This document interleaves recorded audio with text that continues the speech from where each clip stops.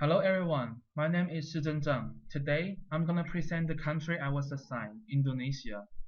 And I will talk about where that country falls on corruption index and those related business practices that are or are not acceptable there, and the worst time to travel to the country for business. First, what is corruption index?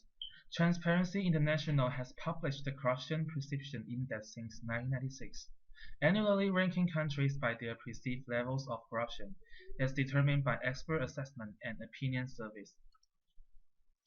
The scales for the corruption index from 0 to 100. 100 means no corruption, 80 to 100 means barely no corruption, 50 to 80 means light corruption, 25 to 50 means corruption is serious, 0 to 25 means extreme corruption. Corruption index rank of Indonesia in world is 90 out of 176. Corruption index score of Indonesia is 37 out of 100. Indonesia score very low in the corruption index, which means corruption in Indonesia becomes a very serious problem in the nation. As far as I'm concerned, there are two main reasons cause the corruption: history reasons and institutional issues. From history view, many Indonesians have blamed today's corruption on the dictators of former President Suharto for more than 30 years, saying that collusion and nepotism at that time lead to corruption. After resignation of Suharto, many people thought that democracy was a good way to solve the problem of corruption, but it is not. There is popular joke in Indonesia. In the Suharto era, corruption is carried out under the table. After democratic reform, corruption is brought to the tables. Now even the tables are corrupted. From institutional issues, in the case of Indonesia, corruption in the public resource derived from natural resource vested interest and politically connected network, poorly paid civil servants, low regulatory quality, and weak judicial independence. In addition, local officials are given wide discretionary power and resource without proper accountability and enforcement mechanism. For the solution, based on the both, I think anti-corruption reforms in the country could focus on enhancing institutional capacity and reduce clientelistic practice in order to ensure that the rules are followed and applied equally among all citizens. Moreover, strengthening accountability at the local level is key for the success of decentralization reforms and to prevent corruption at the local level.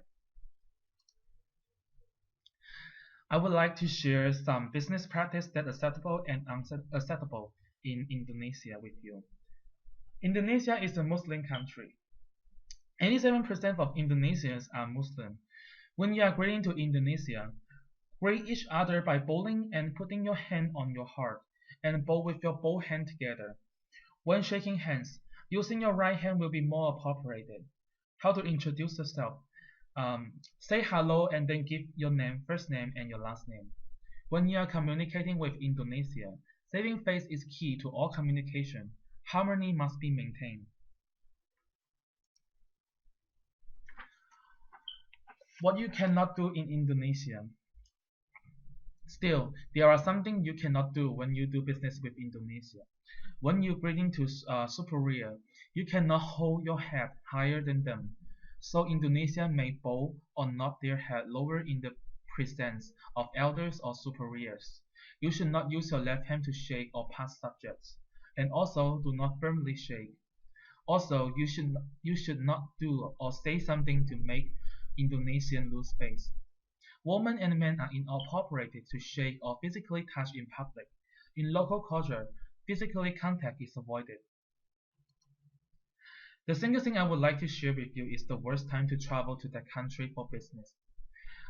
There are several major holidays in Indonesia: New Year's, Chinese New Year's, Days of Silence, Good Friday, Buddha's birthday, Eid al-Fitr, International Labor Day, Independence Day, Islamic New Year, Christmas.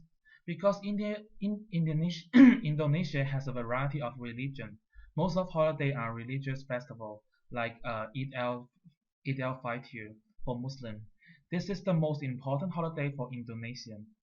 They call it Ramadan. On the eve of Eid al-Fitr, Islamists are engaged in charitable donation. Officially, this festival is only one day off, but in fact, some companies generally have to make the holidays more than 3 days. Some companies even more than a week. Everyone needs to go back to home to reunite with their family. Travel should pay attention to avoid Ramadan. This time, most restaurants are not open all day. It will be inappropriate to do business with Indonesia at that time. Therefore, I think you need to figure out what religion your business partner believes in Indonesia before you go to Indonesia. Also, there are two seasons in Indonesia, the rainy seasons and the dry season. The rainy season lasts from October to April, and the dry season lasts from May to September.